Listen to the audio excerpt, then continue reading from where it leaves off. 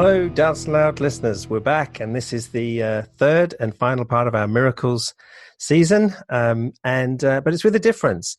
This is the first show. This is episode 32 that I haven't been able to make it. I wasn't able to make the recording with Francis and Ed, sadly, but I hope you really enjoyed the show. I will leave it into the capable hands of Francis and Ed, and we have a very special guest, an apologist that we'd like to say we all like.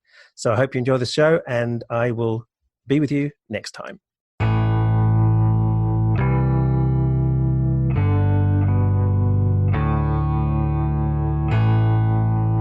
I'm your host, Robert L. White, and I have two great guests today, Ed and Francis. How are you guys doing? Oh, hi. Well, it's good to be here in the capacity of guest. Yeah. I hope you're going to be politely, because I'm your guest. Oh, Robert, thank you. It's just brilliant for you to be joining us, as we indicated last month that this would be what we'd be doing this month.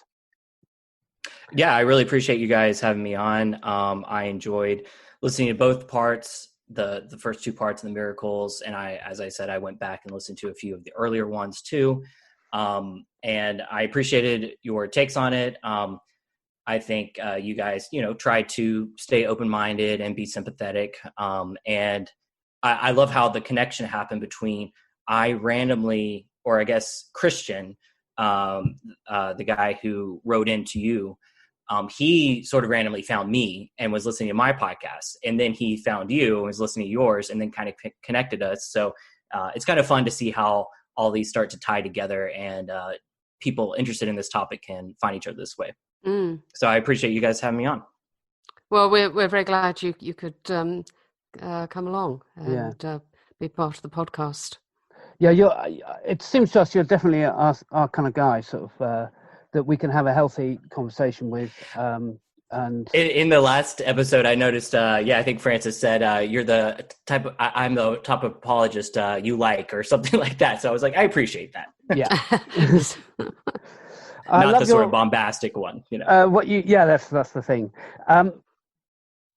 I loved what you said just a few minutes ago, that you'd like to see yourself as the common sense epistemologist. Yes. That would be a great... Yes, that was when we were talking, just pre-recording. You said that one of your titles for yourself would be the common sense epistemologist, and we think that's great. Yeah. Now, Robert, that isn't the title of your podcast or your how you'd be found online. It's just Robert L. White is the Robert L. White Show, rather, is the podcast you do. And then robertlwhite.net is how to find you online and your blogs and things. Is that right? Yes, that's right. And at least so far, I have focused a lot on epistemology. The more I've been in these discussions on these topics, I've realized just resetting to what I would call a more common sense epistemology is such a key part of everything, including this miracles topic. So that's a lot of what I focus on, at least these days. Yes, yeah. You've noticed in the two episodes we've done, we've almost entirely avoided human philosophy and all that kind of thing. Yes, that's true. So again, there's a bit of a similarity there, I think. Yes, I don't think we're going to be going into Hume on this occasion, are we? Are we? I don't think so. No, good. But for me, Hume is really helpful in his initial reasons to be skeptical. He kind of lists quite a few reasons why people are likely to make stuff up.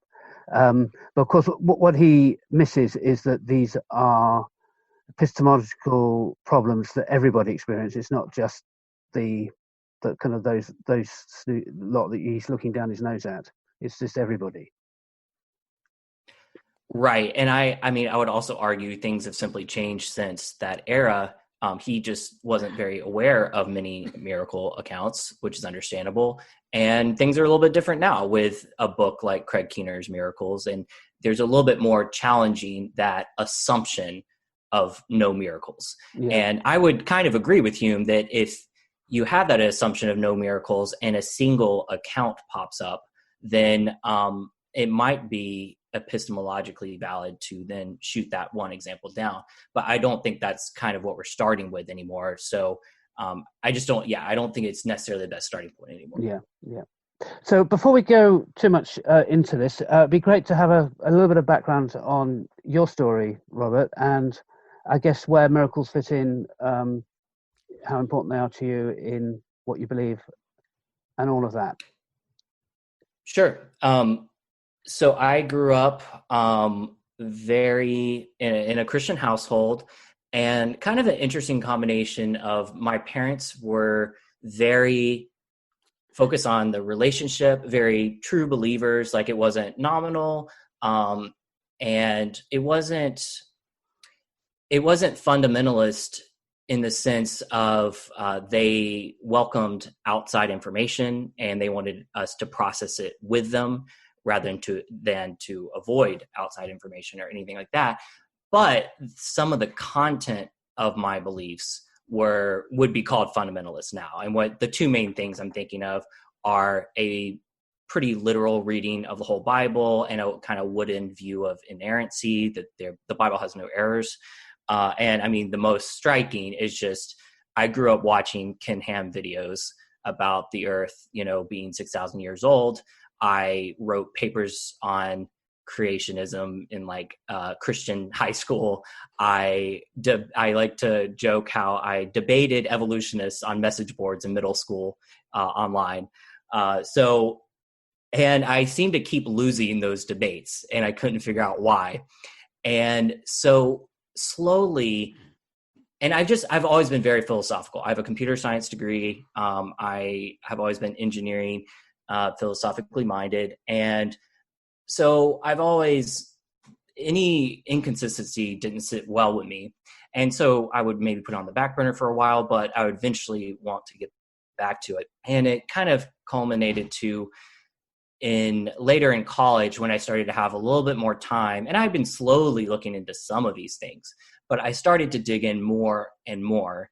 And I think I reached that point where it was just like, this is the time to figure out if this is actually true or not. And at first, the direction of the arrow was going towards throwing it all away. And what I mean by that is the first few things I was sort of looking into went the way that was against what I originally believed. So all of a sudden, I was convinced that the universe is millions of billions of years old. I was convinced there's at least strong evidence for at least parts of the evolutionary process. And I was getting more disturbed about parts of the Bible, Old Testament violence. There's too many potential errors, all those sort of things. Yeah.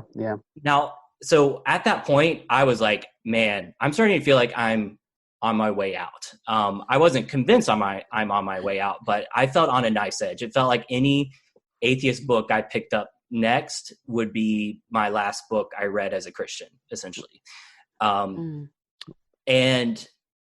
But what happened for me, I feel like the situation flipped at some point.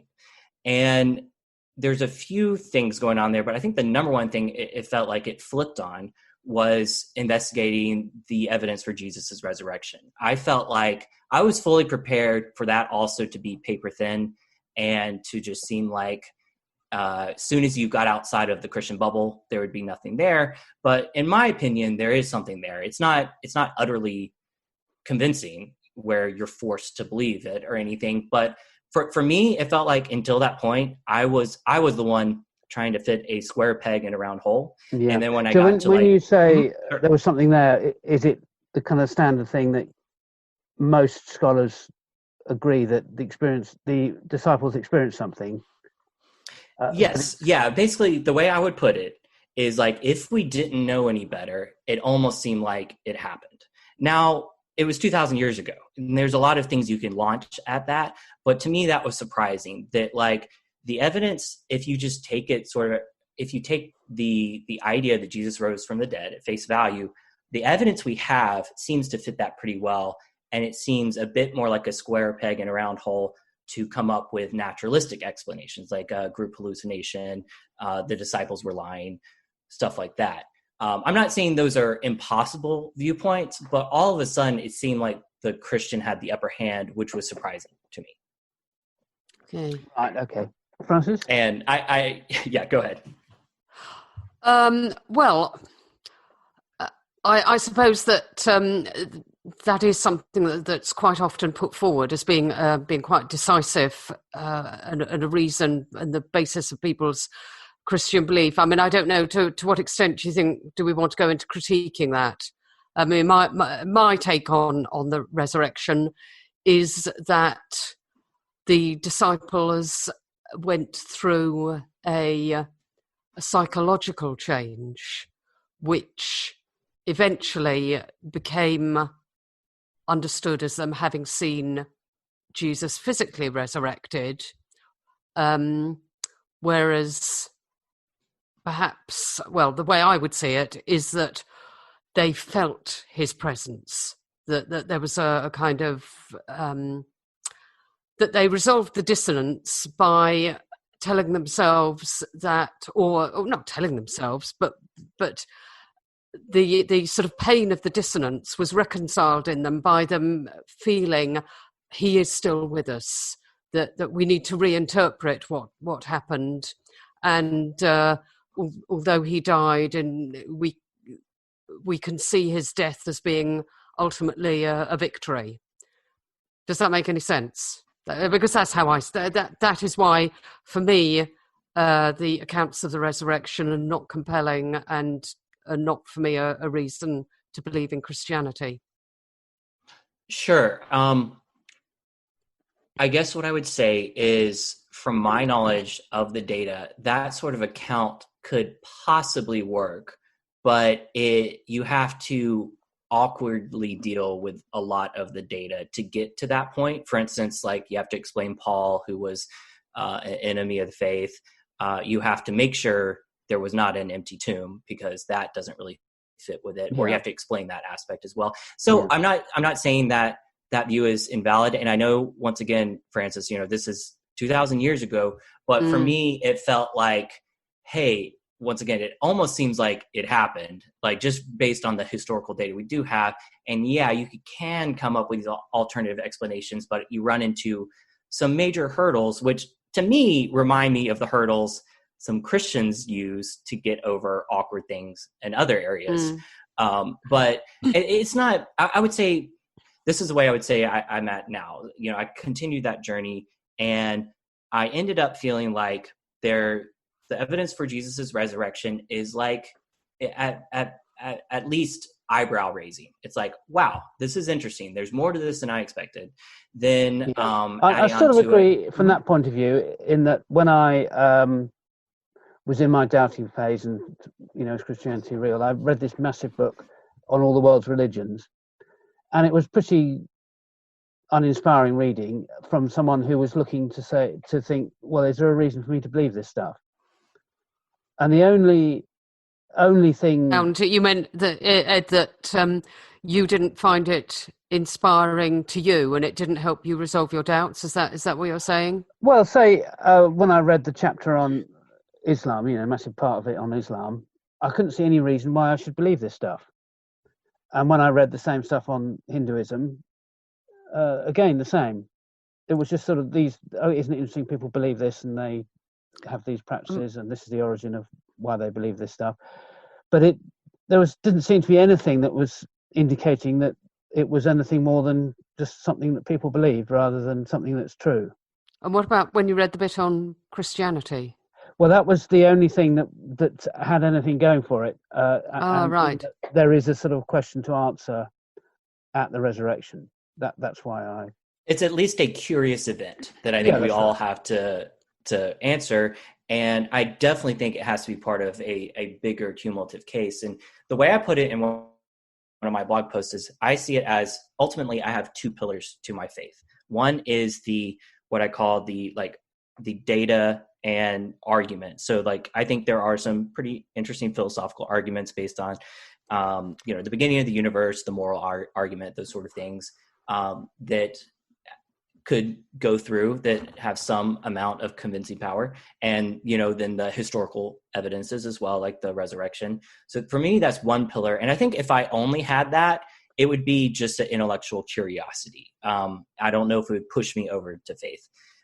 The other pillar for me is what I call the power of faith, and that is miracles, and also my own experience as a Christian, my own like faith and what I've experienced, and the milder but still significant kind of supernatural things I feel like I've experienced.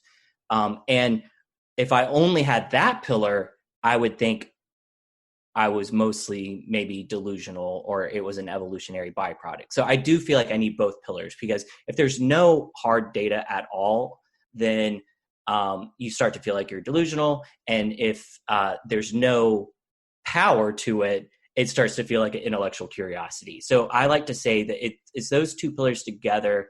And I think we're all looking for a holistic worldview. What makes sense of the data as a whole? And I know, Ed, you hinted at that maybe, that was probably before we started recording, that, it just didn't all add up for you in a more holistic way, which I can understand that.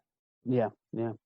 So when it comes to miracles, do you put them in the category of the more intellectual side of things, that look, here are some phenomena that just cannot be explained by a naturalistic worldview, and therefore that goes in with the moral argument and the mystery of the origin of life and all the other stuff?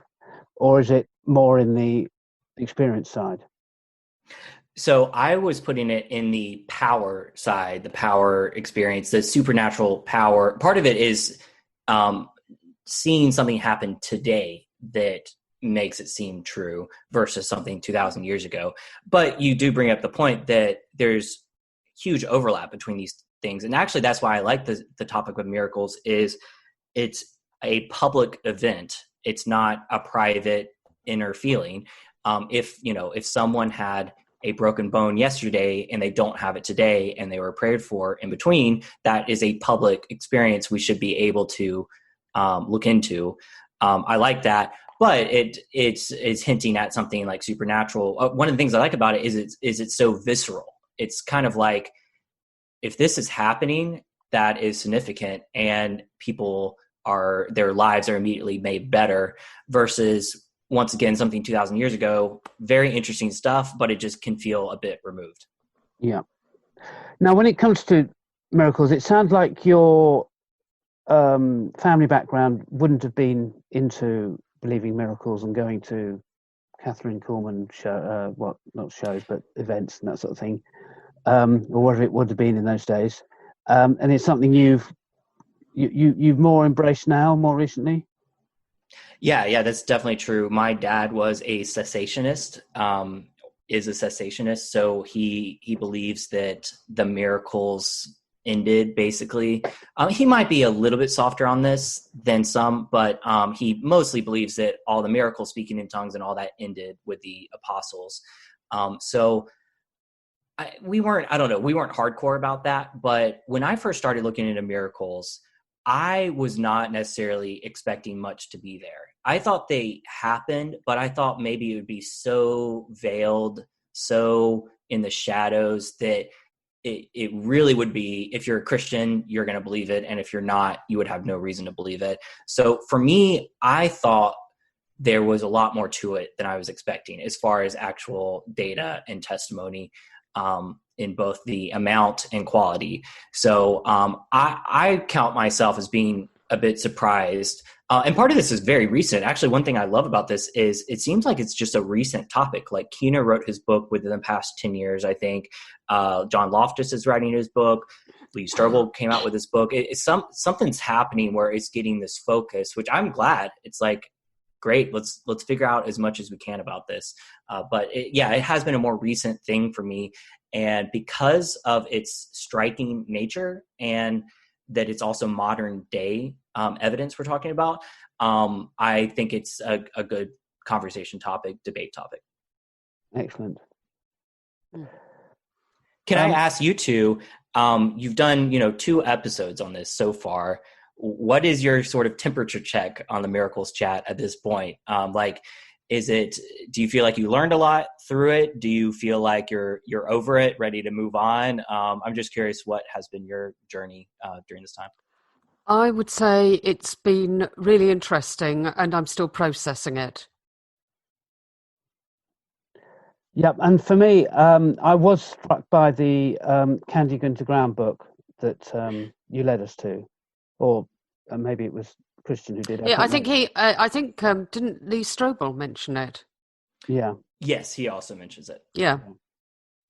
So and Keener also references her, so she's definitely one of the main players. And that book is pretty under the radar. Like, that's not something you would have to go to like the footnotes of Lee Strobel's book to see, but her book Testing Prayer I really recommend, because I think maybe you two would agree that she comes across as like a pretty sensible academic. Like, I think she's a Christian, and I don't think she hides that, but she also, teaches at a secular university. Harvard, Sure. published her book. So I think it's a good, sensible book for someone who wants to read. Also, it's an interesting history of like prayer studies. And something you two have talked about is how it's been funny how the debate, sometimes the people on the sides of debates have swapped to where it was actually the Christians who did not want miracles to be investigated. And then at different periods of time, it was the skeptics who were trying to keep it out of scientific literature. So sometimes the sides have swapped, and sometimes the cessationists have been very anti-miracles. So it's more complex than you might think right at the beginning. That was interesting. And the heat of the opposition from the scientific community to studies of prayer and healing was, I think, rather striking. That it was not the perhaps the more restrained and dispassionate response that you might expect. But I don't know. Maybe they would say this is the sort of thing we should be passionate about because it's introducing inappropriate things into science. I don't know, but I would have thought that the kind of intemperate way in which some of their opposition was expressed didn't quite seem to chime with what science is supposed to be about. Yes, I found the whole thing quite funny at times. I thought she wrote it very well from that point of view. That to have the people whinging theologically, firstly on the Christian side and then some on the scientific side, it was fun. Yeah, that's one of my goals for this conversation. I mean, this larger conversation with everyone about miracles is to highlight that there has been real resistance to these things getting published. That isn't a blanket excuse for not having enough data or anything like that, but there is real resistance. And actually, I will go ahead and read a very quick quote from Keener that I love. It's the best thing to illustrate this, I think. He says that during the 18th century, the French Academy of Science stubbornly denied the evidence for the fall of meteorites due to, I'm paraphrasing here because it's multiple quotes, but there's a popular supernaturalist interpretations to meteorites. So they stubbornly denied the evidence, which seemed massively obvious to everyone else. And because Paris set the intellectual trends of the day, museums in at least 5 other European countries discarded their meteorites. And what I like about that is there can be an intense pressure against anything supernatural leaking in. And that's, once again, it's not a blanket excuse, but I think it's good to be aware that has happened. And I think at least sometimes does happen with miracles today. Yeah. Yeah, that's right. That do you want to talk about the epistemology side of it from your side, Robert, just to get us going on this one? Yeah, that'd be great. I prepared just a very 5-minute intro of some basic ideas around this, of where I'm at, because I've done a couple of miracles discussions now, some more successful than others. And I'd love to go into that real quick. So, I mean, for me, and a lot of this ties into my epistemology episodes. I've done about 10 episodes on epistemology, and if my moniker is a common sense epistemologist, that's what I really aim for. So anyone interested in that stuff, I recommend listening to those and giving me feedback. I want to hear how other people process the world and how you would tweak my way of going through it. But for me, I always want to be honest about a topic. And I would almost put honesty above truth. And what I mean by that is not kind of pretending to know things I don't know, or pretending data is a certain way when it's not. And so just to give an example of this, for probably 10, 15 years, I did not have really much of an answer for like Old Testament violence, but I never pretended it was better or could be brushed away. And I think that's an important thing for all of us to do. I kind of call this knowledge bracketing, where you like bracket out that topic and you don't let it get crushed by your overarching worldview. You don't say, I'm a Christian, I believe in the Bible, therefore these passages must not be that bad. Instead, you say, I'm a Christian, I believe the Bible, and these passages seem bad, and I don't have an explanation for that, and I'm going to keep looking. And so that's one of my goals, is to be honest about a topic and honest about the data. And I want everyone to have a clearer view of the world. And that's why I sort of take a bottom-up approach of looking at the data first, which I'll come to in a second. But I wanted to highlight just a few issues surrounding the topic of miracles that constantly come up. And what I said to you guys over email, that one of my goals would be to help skeptics and Christians figure out how to move this whole conversation forward, because it's very easy to have the same conversation over and over, and everyone sort of retreats into their worldview. So to me, this might be the biggest problem with the miracles discussion, is that it's very tempting to try to pick one example of a miracle and hyper focus on that, and let your entire case as a skeptic or a Christian fall or rise on that. And my problem with this is I think it's a mirror image problem to biblical difficulties. And what I like to say is, let's say you're a skeptic and you're going to a fundamentalist and you're saying, I think there are contradictions in the Bible. And the Christian says, well, give me your best one. And the skeptic picks a pretty good one and shows it. And the Christian Googles, resolutions for that contradiction. And let's be honest, probably one of those resolutions has at least a maybe 20% probability of being possible. Maybe it's not that high, but in most cases, there's going to be some resolution that's a little bit possible. And so the Christian just says, okay, this is one example, I'll take that 20%. And that's not even, I wouldn't necessarily say that's even invalid reasoning, because the Bible has, I Googled this last night, it has 31,000 verses in it. And anything that has 31,000 verses that are making knowledge claims, you're going to have at least one seeming contradiction or error that is not actually an error. Just any text that has 31,000 verses in it would have that. But the reason why the skeptic thinks there's significant problems with the Bible is because of a broader heuristic. They've read Bart Ehrman, they're aware of the larger swath of data, and so there isn't just one issue with 20% probability of it being resolved. There's hundreds of issues, and the probabilities don't add up in that way. Yeah. And in fact, I love quoting John Loftus on this. In his Outsider Test of Faith, he constantly says that possibilities do not matter, only probabilities do. And I'm like all in on that. And that's exactly what's going on here, is the Christian, the fundamentalist, is retreating to the possible. And I would argue that is what happens with miracles, is that skeptics hear one miracle at a time and they retreat to the possible. They say it's possible that there's a natural explanation. It's possible they were lying. It's possible they were hallucinating. And sure, once again, if you only had one example and if you do it one at a time, that might be the best way forward. But I think that's actually not the best epistemology. I can stop there for a second. I have a few more things, but I'd love to hear what you guys think about that. Yeah, I when I heard you say that in some of the material we've been doing over the summer and listening to, I thought that was a really good analogy.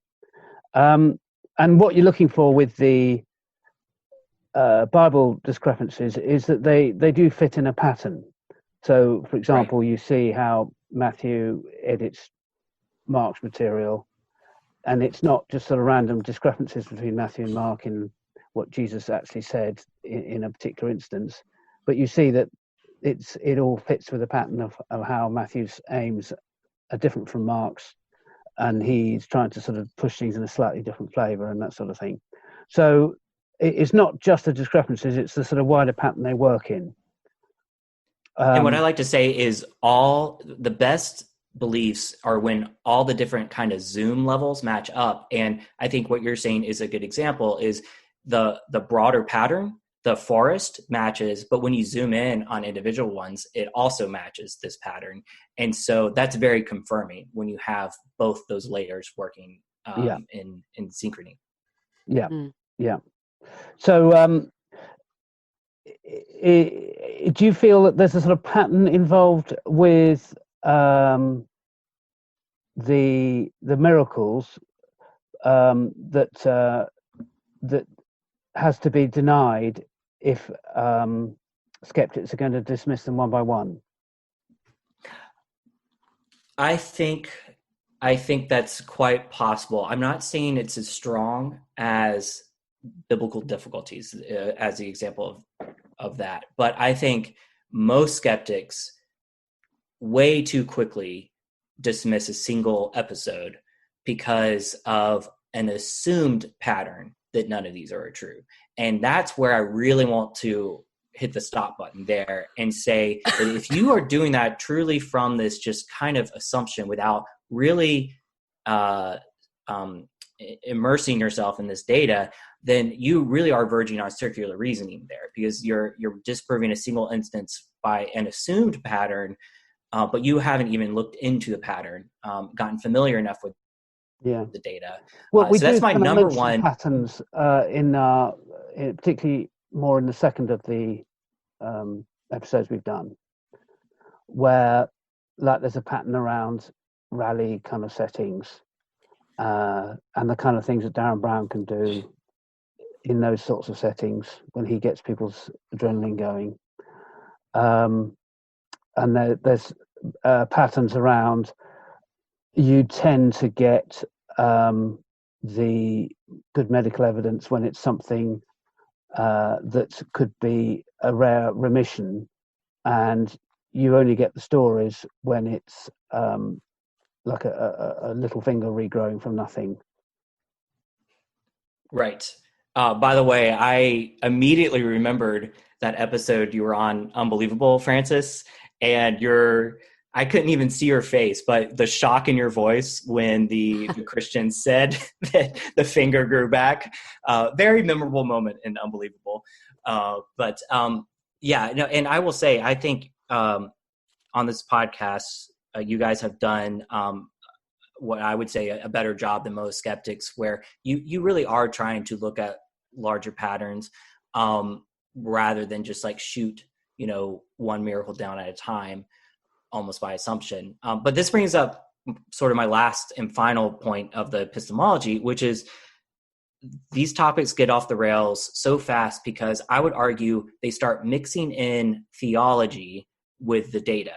And what I mean by that is both skeptics and Christians, but particularly the skeptic, says, well, why would God only heal that person and not this person? And all these theological questions that are worthwhile. They absolutely should be talked about, but I would say they're more in the purview of like the hiddenness of God or the problem of evil. But all of a sudden you find yourself debating why God would do a certain thing, and you start debating the definition of miracle, and the data we have doesn't even gets talked about. And in fact, my first debate I did on miracles, we basically never got to talk about data ever. It was just all philosophy. And so I realized and this is part of my, project of moving the conversation forward, I think we should all take more of a bottom-up approach. So that's a top-down approach of defining miracles, defining why God would do a certain thing or not. And I think it helps move things forward if you do a bottom-up approach and you say, here is what's happening out there according to this testimony and sometimes medical data, what is the explanation for that? And then you can get to the theology and philosophy.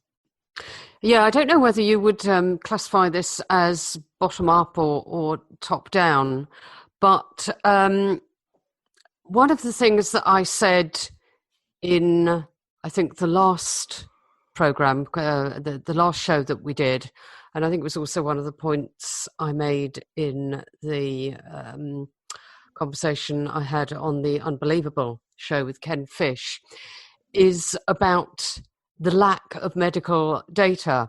But thinking about preparing for this show, it occurred to me that perhaps there inevitably never can be any medical or scientific data, because then it wouldn't be a miracle. And so you are always back to post hoc, ergo propter hoc, that you are never going to see a mechanism by which this was healed, because if you could see the mechanism, then you would explain it in naturalistic terms. So whereas I said I was getting frustrated with not having medical reports, with missing medical reports, on the other hand, if I had those medical reports, what were they ever going to show? They were just going to show this was the situation before, this is the situation afterwards. There's a black box and we don't know what happened in that black box. Is that a fair comment, do you think, Robert?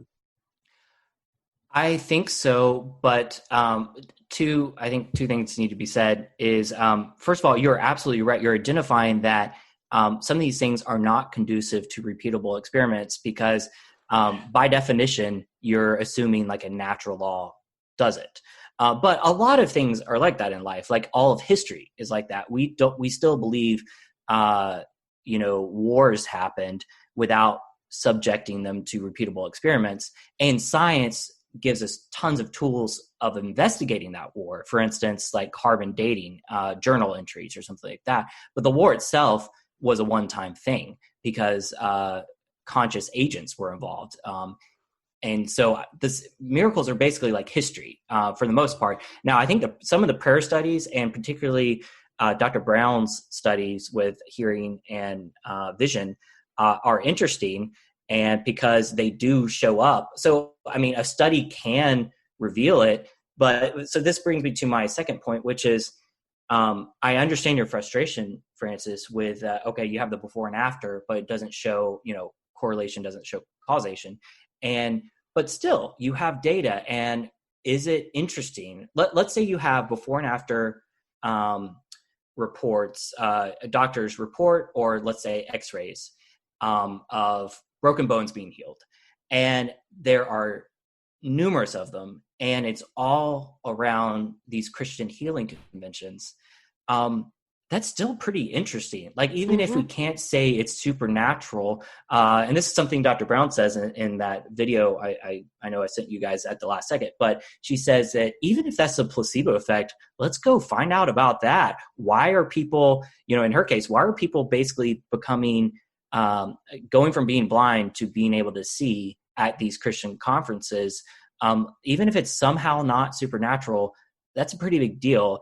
And I would push it farther and say, until we have good alternative examples of the same amount of data and quality of data, it seems like prima facie evidence for Christianity. Maybe it's not super strong, but hey, if people are going to these conferences and for all intents and purposes, it seems like they were healed from major diseases and blindness and hearing loss, and broken bones, then, I mean, that seems like prima facie evidence, unless there's readily available evidence that that's happening everywhere. You go to a motivational speaker and you get healed from a broken bone.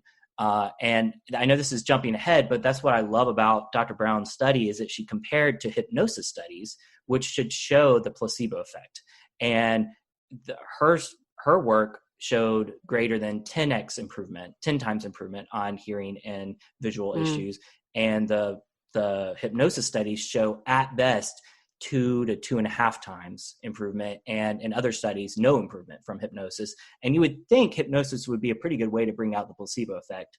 So I think a comparison, you can still do that comparison. You're not going to the causation yet, but you can do a comparison. And what I like to say is, are these things happening and clustering around Christianity? Because that's significant if they are. Yeah. Yeah, For that. If I could just, before we kind of move on, point out one thing that came from the book, not the blindness and deafness studies, which I think we really have to talk about. The overall picture you get, particularly with this sort of Pentecostal healing culture that she comes across, which sort of birthed from the Toronto Blessing and other similar kind of things. And there people pray and pray and pray and pray and pray and pray, and they sometimes prayed for hundreds and hundreds of times before they finally get the healing. So you're always going to have some prayer that's going to, if you spontaneously have a remission, which sort of does happen in certain diseases for sure, it's always going to coincide roughly with some prayer, because the prayer is absolutely continuous. And people like chasing these conferences around the North America, and she sort of comes across the same attendees when she's doing it in California as when she's doing it in Miami or Maine or whatever. I thought that was actually a very interesting point of the book, is some of these people. She actually quoted one man in the talk that I watched. I think it was he had counted. It was on the 1,390th prayer that he was finally healed. And my response, I mean, first of all, that is just interesting, even from, once again, a theological perspective, like why, but I think there's actually potentially great theological answers. Is like, what a journey that man probably went through, and the people he met and experienced, and it probably drew him into this whole culture he never would have been a part of if he maybe just got healed and walked away the first time. So I think there potentially are theological answers. Yes, it's not the theological side I was sort of batting. Okay. It was more no, you're talking about the statistical side. Epistemologist side. Yes. Yeah, no. Okay. And my question there is simply, what about the examples are where it's basically known to be an incurable disease with scant examples anywhere else of this remitting? I agree with you when it's something that is known more to remit spontaneously. Then you're right that one of those prayers is going to be that time, that it spontaneously remitted. But just to give a very quick example, and once again, I want skeptics just to know, and I think some of you are more familiar with how widespread these testimony are, but I'm a part of a Facebook group for apologetics, and someone brought up, so generally these are pretty intellectual people, and someone brought up supernatural experiences, and the comments were really interesting. And one person said that the most astonishing miracle he had witnessed was the visible healing of skin eczema as he was watching within a few seconds, and he didn't touch the stranger. It was a stranger during street evangelization in Germany, and before his eyes he saw it healed. And so is that the same thing as cancer remitting? It doesn't necessarily fit the same. Some of these are more striking when you actually hear what happened than, I woke up one morning and my skin was better and I prayed the night before for the 1,000th time. It's just a little bit different than that. Yeah. These things cannot be put into neat categories and left alone. Right. Can we move on to the Candy Gunther Brown book? It's called, well, we've mentioned it a lot, but we need to give it a clear heads up. So she is, her book is called Testing Prayer, and Francis and I had no trouble finding it. Did you do it on a Kindle, Francis, to get it quickly? I did do it on Kindle. Yeah, so we found it on Kindle, and that's how I got it. So we'll certainly do a link in the show notes so people can find this book. So as an overview, it's brilliant. And then this study with Heidi Baker, who's an American, I think, and she with her husband have been in Mozambique for maybe a couple of decades, certainly by now, and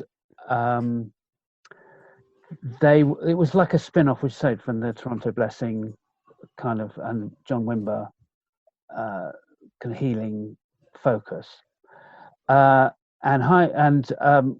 Cindy Brown had come across them, and she went to Mozambique where they were doing their work with some kit to measure hearing with decibel, proper hearing test kit, and the kind of eye chart you get in the opticians.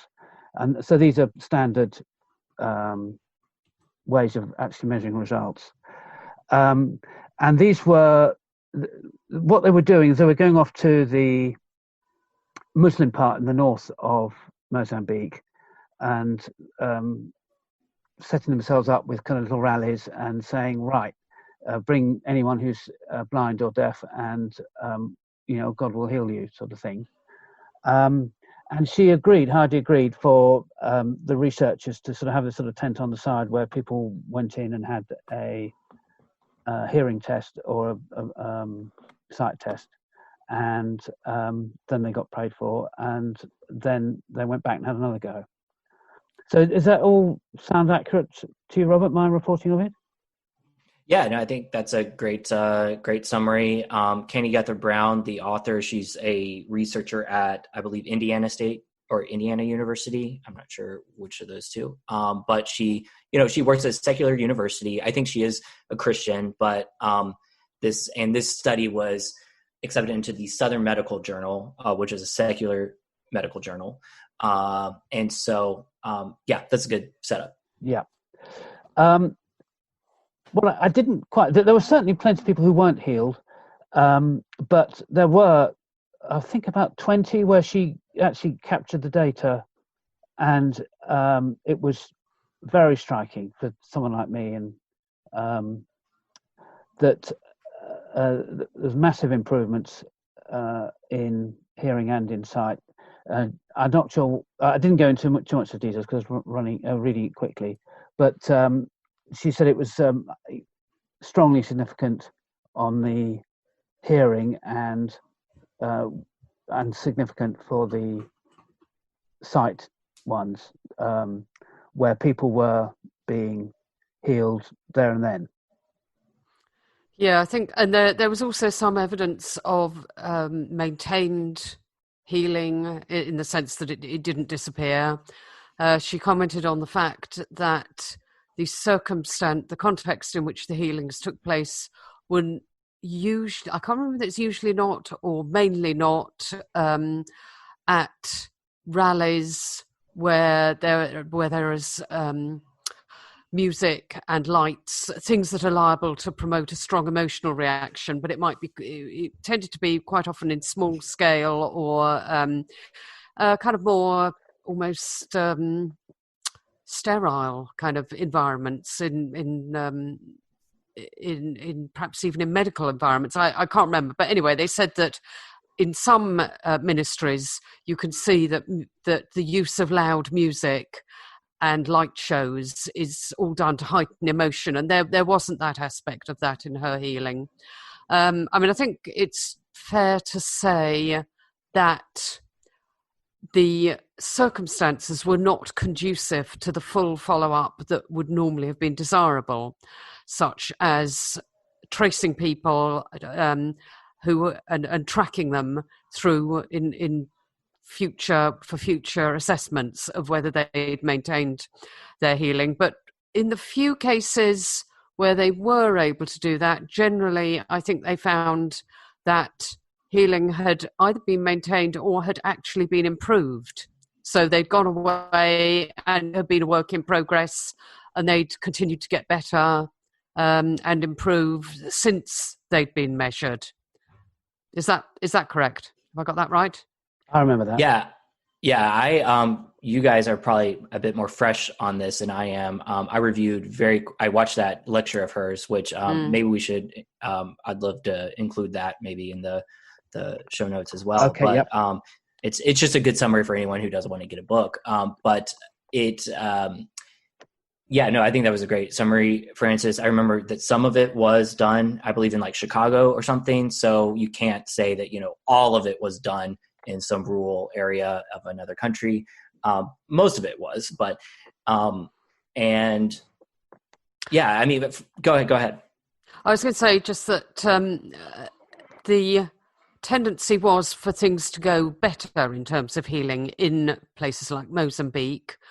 But the suggestion was that people in the West didn't have the same need for healing that people in poorer countries did, that people in the West could rely on things like hearing aid or glasses or other forms of hearing and sight rectification in a way that people in poorer countries couldn't. So, you can see that as a positive or a negative, because I think we discussed in the last episode that where countries are poorer, that can be where faith is stronger, and so the need for faith is stronger, and so that maybe the placebo effect will be stronger. But anyway, there were still some instances, I think, where healing was in North America, but I don't think anyone suggested that it was as impressive in those venues as it was in the poorer places. I believe the one woman she talks about, Daisy, in the video at least, I assume it's in the book, but it's been a while, was in America and was very significant. And she shows the slides of the before and after audio exams by her doctor, showing the significant improvement. That one, I can't remember if that was actually a part of the study. That might have simply been an example healing. But I believe that was in America and significant, but it might not have been a part of her. I can't remember. Daisy rings a bell. I'm sure I did read about it, but I can't remember the details now. But I guess people will be able to follow the link to the video and watch what she says about it there. Yeah, if they don't want to buy the book. I think it's worth saying that the possibility of some kind of subterfuge going on isn't likely. That Gunther Brown found it implausible to think that these were plants in Mozambique who were coming forward to pretend to be healed and that kind of thing. Yes, because of the circumstances in which people were recruited, that it was just done by a loudspeaker announcement. And so really there wasn't the opportunity to weed out certain people who wanted to, who they might have wanted to showcase, that they really had to be taking all on. So I think, I noticed Benny-hinn, and he's mentioned a few times in the book, not as being someone that Candy Gunther Brown is suggesting is one of her good follow-up studies, but she does refer to him as being part of that group. So his name crops up a few times. I won't put it higher than that. And of course, that's the contrast that Benny-hinn was exposed as someone who was trying to keep the difficult cases out. But it doesn't seem, from reading what she says in the book, that Heidi Baker could have achieved that level of, censorship of participants. So she was pretty much, in the circumstances she was in, she had to take whoever came forward. Yeah. And I'll just say, if the measurements are accurate, now I guess this doesn't apply if they're literal plants, and it's a true hoax. But if she's counting the hits and not the misses, let's say, then if the hits are still in the hundreds and are not medically easily explicable, that's still something to be explained there, because I know one complaint that comes up a lot is counting the hits and not the misses. Yeah, I think that is a good point, and she does put forward some suggestions for further research, and I completely agree with you, Robert, that it would be really interesting to get much more research and look into this in some detail.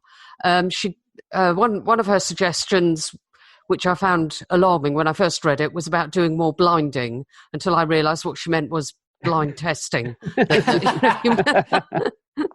But yes, if you could make sure that the tests were more blind, so that the assessors wouldn't have been able to see who was supposed to have been healed or prayed for and who wasn't, then you could see that as a way forward, at looking at just getting more data and being able to contextualize the data better. Yeah. No, I didn't know she was a Christian, but I assumed she wasn't, just from the kind of tone of it. I'm not 100% sure. I assume she would mention it in the beginning of her book if she were or not, as part of kind of disclosure. But now I can't remember. I thought she was, but yeah, I'm not sure. I've didn't occur to me to sort of think really, but she's certainly left it that she's not convinced that this is, the hand of God in providing miracles in these healings, even though she's saying, look, what more can I do other than a scientific study, and I've come up and seen an effect. You were saying she was avoiding taking the extra step of saying this is the hand of God, but here's the data, basically? Absolutely, that's what she was saying. Mm. Now, I'm not sure if she feels she has to say that to be... I took her word for it when she was saying that was her view, that she... is quite happy to carry on with her work on Buddhism or something that you were talking about, Francis. Yes, her most recent book, I think, has been on mindfulness and the... Is that the Healing Gods? I believe that's the one. Like yes, yeah. I mean, I don't know a whole lot about it. I just started to research around her, and it came up. It seems she's been quite controversial on that, but I don't know enough about it to talk about it. But I understand that is her focus at the moment, looking at things like yoga and mindfulness. So I don't think she's being an undercover apologist, to put it that way. She is saying, look, I found this effect and it needs more study. It was only a small sample, but there seems to be something going on. We can't just ignore it. And she even throws in some ethics there, which I really quite liked, saying, look, if, in modern medicine, we're not managing to reach vast tranches of the poorer world. With like the eye surgery and this, that, and the other, and if this is an effect that we've seen, then it behoves us to look at it further. Yeah, I definitely was impressed with this study, and I think she tries to temper it, kind of like what you're saying. She says it is a prospective study, but it is statistically significant with the sample size she used and stuff. And I think it's impressive. And I think, it was clearly impressive enough and rigorous enough to get accepted to the journal and published by Harvard. The book was published by Harvard, at least. So, I was just thinking, like, my kind of two things that I want to challenge with skeptics is to get more familiar with the data, which is like reading this sort of book. And then to focus on the data rather than immediately jumping to causation and stuff, because like we're all saying, the data itself is interesting and the application is interesting. If we can heal people, even if it's some crazy extreme version of the placebo effect we haven't discovered, that's significant for these places that don't have access to medicine. Yeah, that's right. Absolutely. Yeah. So coming out of reading that sort of book and stuff, not to jump ahead too much, but like moving towards the causation, what do you two tend to think? Does it move the needle in any way of like, wow, this is really interesting? Or what are your thoughts? Definitely really interesting. But we're always going to lack a fully causative model if it is a miracle.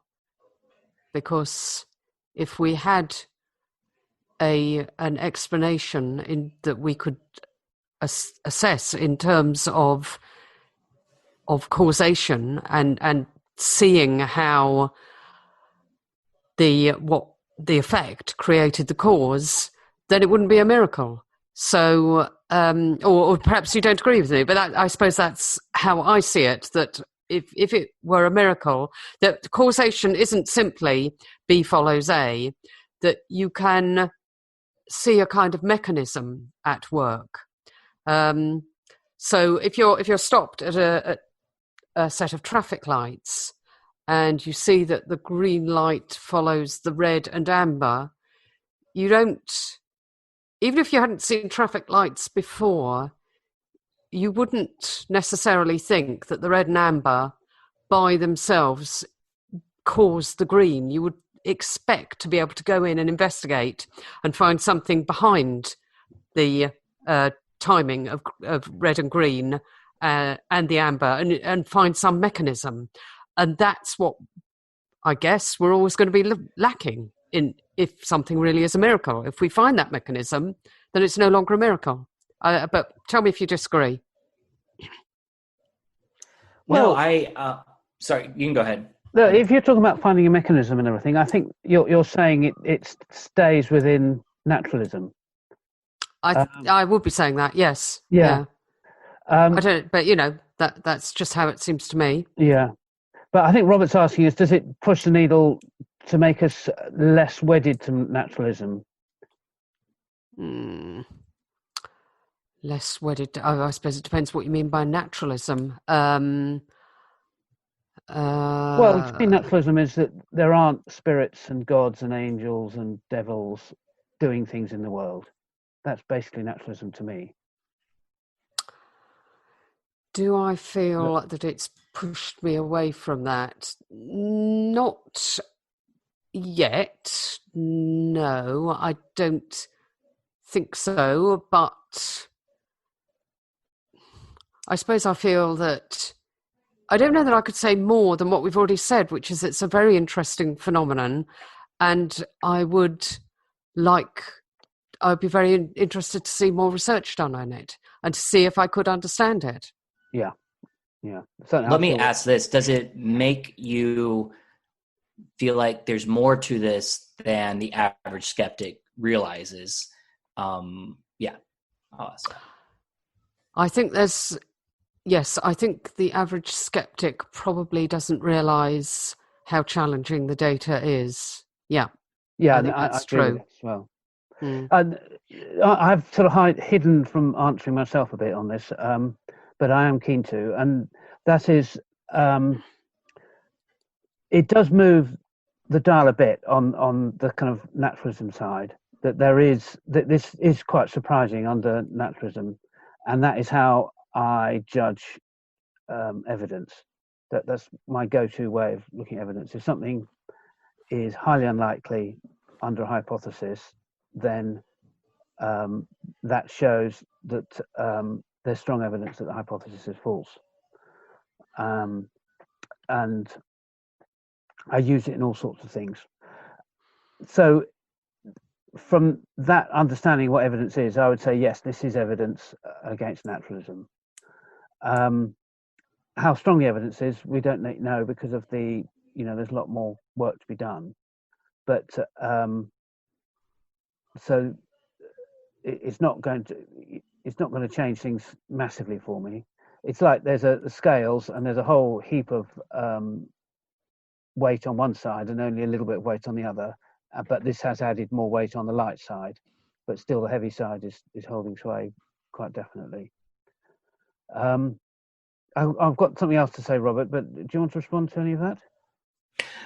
No, I just appreciate you guys, how I think you're doing an excellent example of what I call knowledge bracketing, which is a good thing, which is once again not squashing the data due to your overarching worldview. And that's what I try to do when I run into a problem with Christianity, is to not pretend it's not there, not pretend it's not a curiosity or even is evidence for against Christianity, but to then you just kind of hold it out there and you're like, well, that's interesting. And like you said, Ed, it might be a tiny amount on the scale compared to what you feel you have on the other side. And maybe that's the way it stays. Maybe we never find the full answer or whatever, but it's a more, I think we're hopefully the three of us, I would hope, are exhibiting a more honest way of looking at the data that is in the world. And that's always a good thing. Yeah. Mm. Do you agree, Robert, that if say we did embrace that God was doing these miracles in Mozambique and stuff, that it does make the problem of God's hiddenness and the problem of evil worse? It seems that God is behaving in a very fickle and really, I think, quite unpleasant way. I think it's, obviously for a lot of Christians, they already are believing this stuff, and you have to deal with that. That yes, if this is true, then you have these immediate questions. I don't know if they add anything significant to the arguments behind about God's hiddenness and the arguments about the problem of evil, but they are examples of it for sure. So I think some of the standard answers to those questions would probably be similar. I do think free will has to be a part of the equation, or if there literally is no free will, then to me it seems unavoidable to say that God created evil and God is purposely just adding evil to the world, and all of a sudden you're not really believing in the Christian God anymore, I would say. So that's a starting point for an answer, but I fully agree that if these things are happening, then questions around them are examples of some of the issues you have with divine hiddenness and the problem of evil. But also God is healing people, and you have to register it on the side of at least some of God's grace of these people who otherwise by natural processes would be suffering and are being healed. But point taken, I definitely think ultimately the theological questions do have to be addressed. Yeah. The overwhelming picture is that God doesn't heal. And so like with Heidi Baker in Mozambique, she wasn't healing at all. I think, was it blind people or something? And then suddenly kind of the magic dust came to her and she could suddenly do it. Right, yeah. So all these centuries and millennia, God has the ability to give people, his servants, the ability to deliver his healing power. And yet he's sort of waited until this very strange, unique set of circumstances, and just this one ministry can do it and none other. It just feels horrible.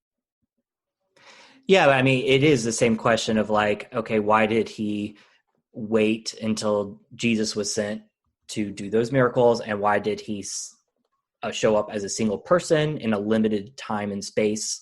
But eventually you also get to this point of how far are you going to take this, and this is how all problem of evil discussions go. Is God just going to stop all illnesses before they even start? And then you get this pristine kind of sterile world in your mind of no issues at all.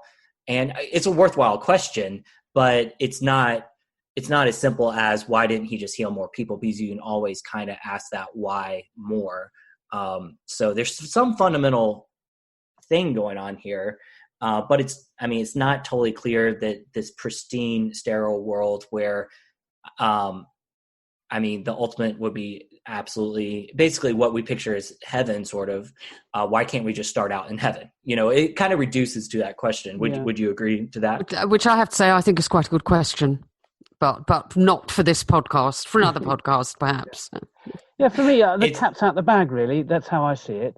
If you have like the cessationist people who say, well, God never intervenes, with the supernatural, then you have to do your philosophy around explaining why that should be the case.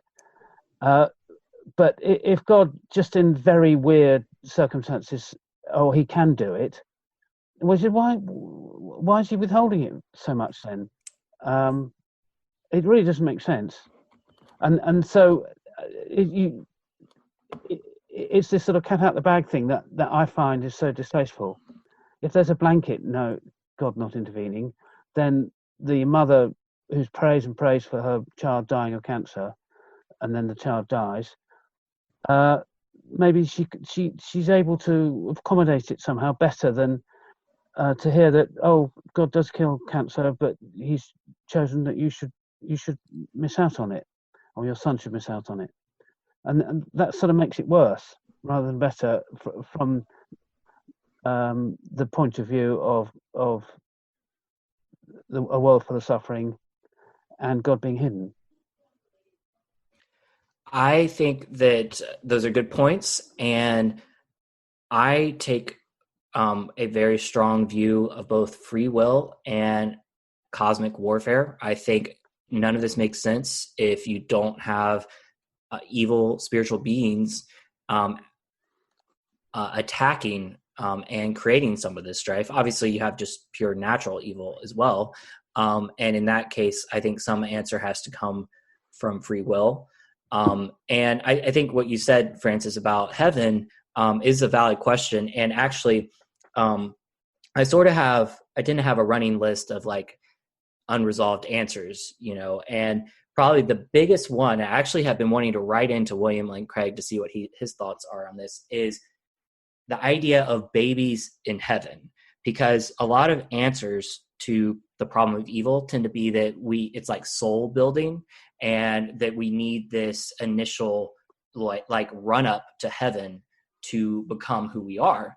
And I think you can actually build a decent case for that. But then you get to this weird situation of, okay, what about when a baby dies or a 2-year-old dies? They clearly have not experienced all this moral progression. What's going to happen to them in heaven? Are they just going to be superficial people who never experienced any pain? So I think that's worthwhile questions. One of my epistemological goals from the sort of common sense is I want to start to the most sure, most common sense properties and work out from there.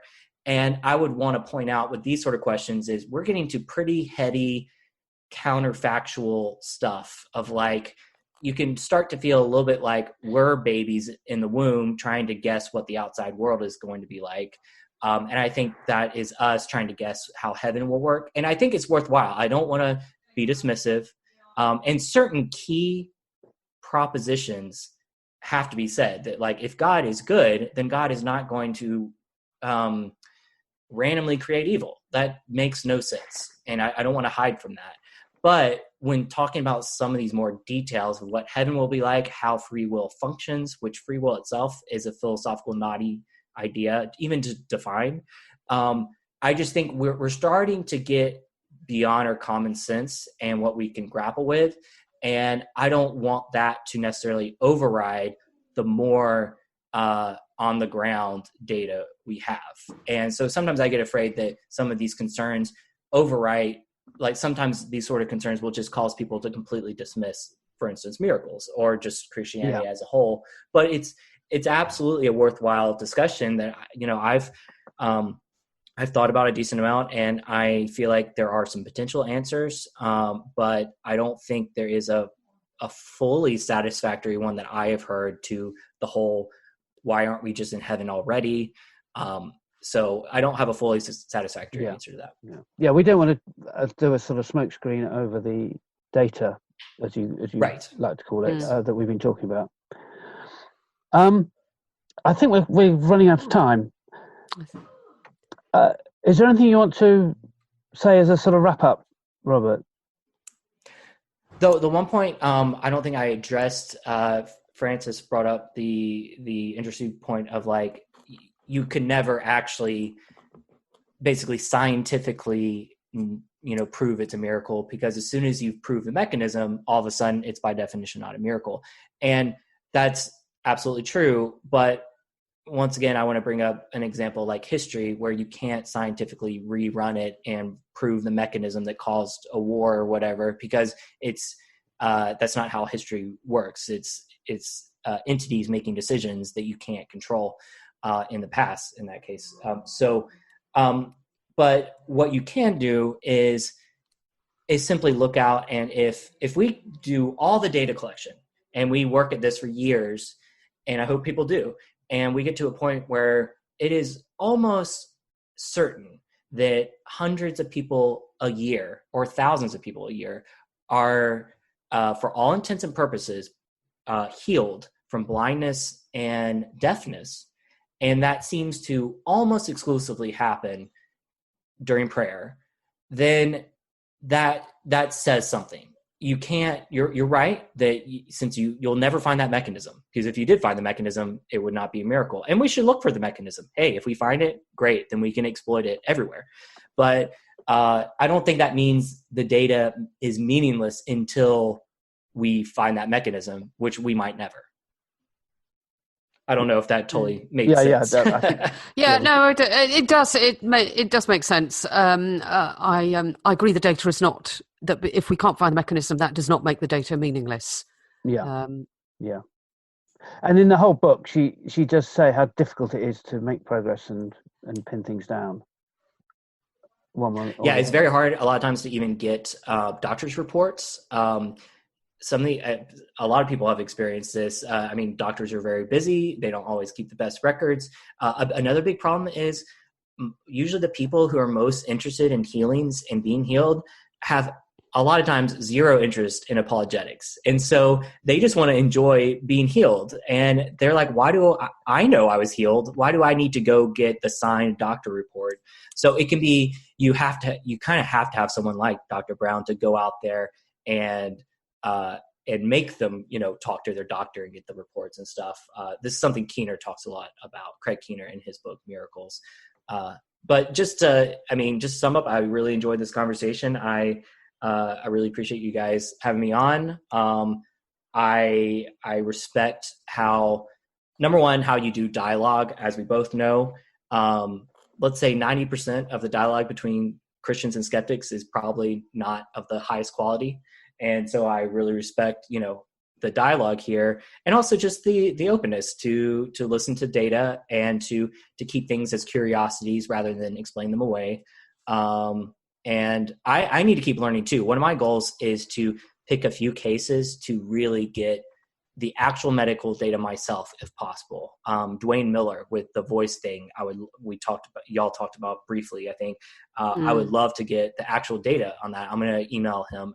He has a website. So I'm going to try to keep doing my research. I want to keep researching non-Christian miracles too. I know you guys briefly touched on that last episode. So I'm going to keep trying to educate myself as well. But thanks for having me on, guys. Great, thanks. Well, thank you for coming. We talked about this Loftus book, and you said you were reading it yourself. Are you going to do a book review or something on your website? Yes. So the main thing is I tweeted at John Loftus, and he said he will come on my podcast once I finish the book to discuss it. So I'm really looking forward to that. I've also read 2 of his other books, Why I Became an Atheist and The Outsider Test of Faith. So I'm pretty familiar with him. And I'm really looking forward to that. I think the book is sprawling. It's over 400 pages, and so much of it, I feel like, deals with somewhat tangential ideas versus something like this Brown study. It's still, I'm enjoying it. Lots of great points, a lot of deep thinking there. But hopefully I should be having him on soon. And I'm also doing some street epistemology with a skeptic. He's coming on to do some street epistemology on me soon, for anyone interested in that sort of thing. Great. Thanks. So look out for that. That's a Robert L. White show as a podcast, and robertlwhite.net as a web portal to look for. And White is spelt like the colour, unlike our own Andrew White, who's spelt differently. So I think that's great to wrap up here. So do respond to us at doubtsaloud@gmail.com. And Robert, thank you very much. We really appreciate it. Yes, thank you. Being on with us. Thanks again. I had a great time. Great. So goodbye from me, Ed. Goodbye from me, Francis. Goodbye from me.